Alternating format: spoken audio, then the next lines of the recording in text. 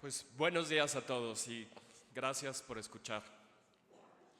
Una inquietud cabalga por México, una inquietud producida por el sentimiento de regresión, la sensación de que nos acercamos a un momento de ruptura, uno parecido al del 68, a 1988, a 97, al año 2000, quizá al año 2006. Pero yo soy de una generación que si no se acostumbró, se está acostumbrando al sentimiento de ruptura inacabada. Una generación desencantada que se puede describir como la generación de la transición permanente. Los que llegamos a adultos cuando la larga transición ya había aparentemente llegado a su fin, no llegó. Soy de una generación para los cuales la primera ruptura fue trabajar en el servicio público, con ánimos de un porvenir mejor, después del PRI, pero con resultados muy pobres. Una generación para la que la militancia partidista no solo era mal vista, sino que en muchos casos imposible, porque los partidos estaban hechos de cúpulas inamovibles. Podemos, porque ser militante era lo mismo que no serlo. Una generación de la transición que se quedaba sin democracia. Los sueños de la transición también se volvieron la medida del fracaso. Un fracaso doloroso por injusto. Injusto porque triunfó para pocos y fracasó para la mayoría. Vivimos en un tiempo en que las palabras ciudadano, ciudadana, ciudadanía son el común denominador. La sociedad civil organizada nos ha traído grandes cosas en esta era desencantada. Sin embargo, en un ambiente en que la estrella polar han sido las libertades individuales, hay quien dice que hablar de pueblo, hablar con pasión de la nación, hablar de los pobres, es populista. Yo creo que no. A pesar de ser de la generación de las libertades, yo creo que no. Yo hoy creo que el pueblo es una comunidad real, vivida y amplia. Una comunidad que busca y disputa todos los días las mejores respuestas para sí. El pueblo no es un monolito. Es un proceso real que nos convierte en lo que somos. La nación, en cambio, es una comunidad que se puede imaginar de mil maneras, pero que no debe ser excluyente, al contrario, debe ser la idea que nos mueva a todos. Por eso estoy aquí. El proyecto llamado nación, como la esperanza, es algo que se decide, que se define específicamente, que se apechuga y que se empuja. Mientras que el pueblo, nuestra comunidad, nos requiere trabajo duro y un compromiso flexible y realista. La nación debe darnos un sentido de misión. Debe darnos propósito, debe darnos orgullo, pero ni la nación ni el pueblo son una esencia. El pueblo es una realidad y la nación, finalmente, es una servidora pública. Una que no tiene por qué negar su deber patriótico. Las patrias se construyen, no hay vergüenza en ello. Pero hay que saber cuál, hay que saber ponernos de acuerdo, hay que convencer y ser convencido. Para responder qué tipo de nación es la que ahora queremos construir, aún vale esa frase de Alfonso Reyes, una frase del hombre del Ateneo que cautivó tanto a la generación de los contemporáneos que construyeron nuestro Estado. Para nosotros, decía Reyes, la nación es todavía un hecho patético, y por eso nos debemos todos a ella. Nos va a dar mucho que hacer. Yo diría, trocando la frase de Martí, que Hidalgo todavía no se quita las botas de campaña. Ahí termina Reyes. Esta es una hermosa metáfora, no por nacionalista, sino porque se apropia y normaliza la tarea de elaborar la nación de forma cotidiana. Laboremos diario en lo que sí es estructural, en lo que nos dé sentido y en lo que construya futuro para más y no para los menos. La nación sigue siendo un hecho patético, quizá más que ayer, quizá porque hoy tenemos más de lo que teníamos y no lo hemos hecho de todos. El rostro de México hoy es el rostro del obrero empobrecido, la trabajadora doméstica que gana menos solo porque es mujer, el indígena discriminado y vuelto a olvidar, el joven guerrerense violentado por los narcotraficantes y por la policía, los ancianos enfermos, hambrientos y abandonados. las compañías que compiten poco y acumulan dividendos desproporcionados en un país con una población con salarios estancados durante décadas. Muy pocos jóvenes van a la universidad, muy pocos tienen buenos trabajos, muchos están amenazados por la violencia, muchos están obligados a emigrar. Y una vez fuera de su país, voltear atrás es ver con nitidez el rostro del México de hoy, un rostro que también es el rostro de la vergüenza que produce el abuso y la corrupción. ¿Por qué debemos estar orgullosos de todo esto, de esta nación? No debemos estarlo. ¿Por qué debemos seguir pretendiendo que debemos apoyar a un gobierno y a un proyecto que cada vez se queda más corto, más lejos, con menos respuestas para lo que hace falta responder? ¿Por qué debemos seguir acompañando a ciegas a una oposición que renunció a hacerlo?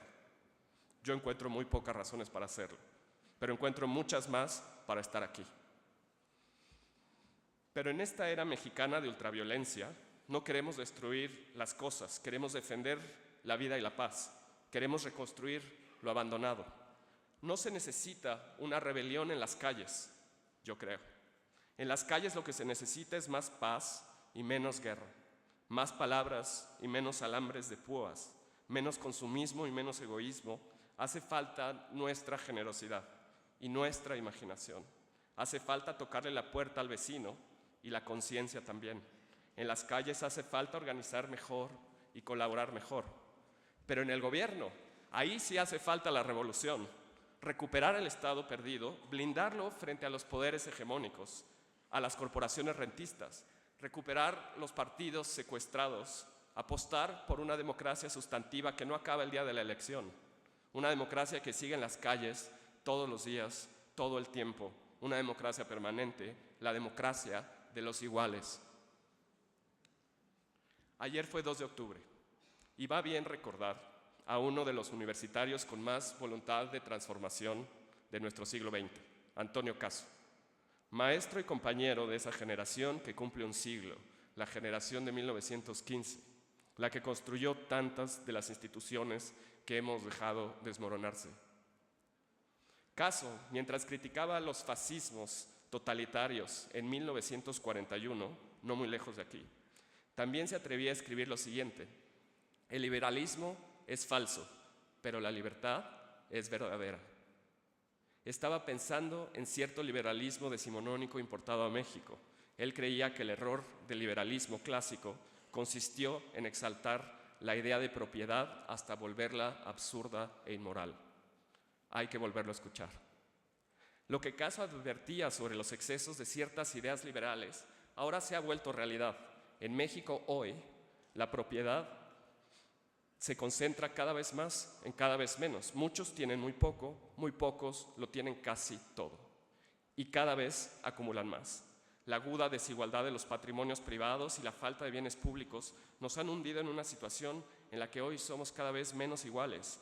Por México, hoy debemos combatir a los guardianes de la desigualdad y construir una ruta hacia la igualdad y la justicia. Es uno de nuestros principales problemas.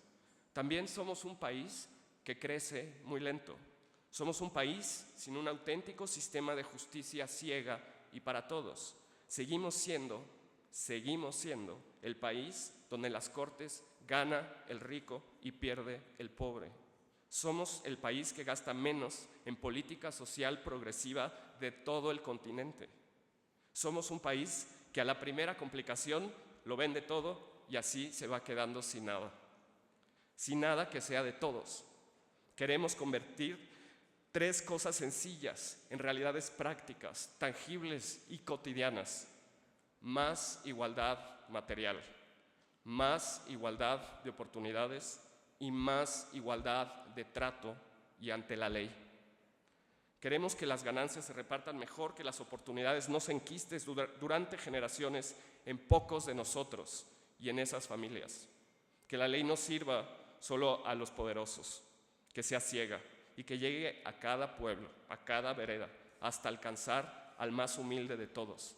No más concentración de la riqueza, no más captura de las oportunidades que provee el Estado, no más impunidad, no más corrupción, no más injusticia concentrada entre los más pobres. entre los débiles, los ignorados, los despreciados. Por eso, solo por eso, con nuevo rumbo y nueva compañía, queremos recuperar la esperanza. Otro México sí es posible, uno construido de nuevo, uno construido entre muchos, uno que esté predispuesto para todos. Pero aunque el Estado, su capacidad redistributiva y los servicios públicos que debería dar sean la prioridad, tampoco debemos creer que todo está en el Estado. México es una comunidad, un pueblo, y su proyecto, nuestra idea de nación. El Estado simplemente es su canal primario, pero no es ni debe ser el único. También se trata de practicar cada uno de nosotros otra forma de hacer comunidad y vida, otros hábitos, otra forma de hacer política, una que sea al aire libre, una que sea más generosa y más abierta, que escuche a más voces, que tenga ganas de responder. ¿Qué vamos a hacer? Pues vamos a escuchar y después a compartir la voz y el altavoz también con otros. Queremos ser un grupo más, un espacio más, pero también un paraguas más para cualquier individuo o colectivo que piense similar, que tenga la misma urgencia que nosotros. Queremos trazar un proyecto que pueda ser recogido y empujado por muchas vías, por la Constitución, por las leyes, por los puertos, por las carreteras y los parques, por las oficinas, por las casas de todos. Queremos ayudar a desplegar todas las creatividades posibles para imaginar un país mejor, uno que respete la vida de todos, sus derechos y alivie su situación, sin importar de quién se trate. Los invitamos a incorporarse a un proceso, a un esfuerzo, que aunque no sea el mismo, sí vaya en la misma dirección. Queremos hacer un plan más allá de los partidos, un plan para recuperar lo derrumbado, para recuperar las instituciones, para recuperar el orgullo perdido, para combatir la vergüenza, para recuperar la nación compartida. Por eso, que vivan los honestos, que vivan los pudientes que quieren ayudar a los que no lo son, que vivan los pobres, que vivan los desempleados, que vivan los indios y sobre todo, que viva la anciana, que aunque esté olvidada, aún no nos haya olvidado aún. Muchas gracias.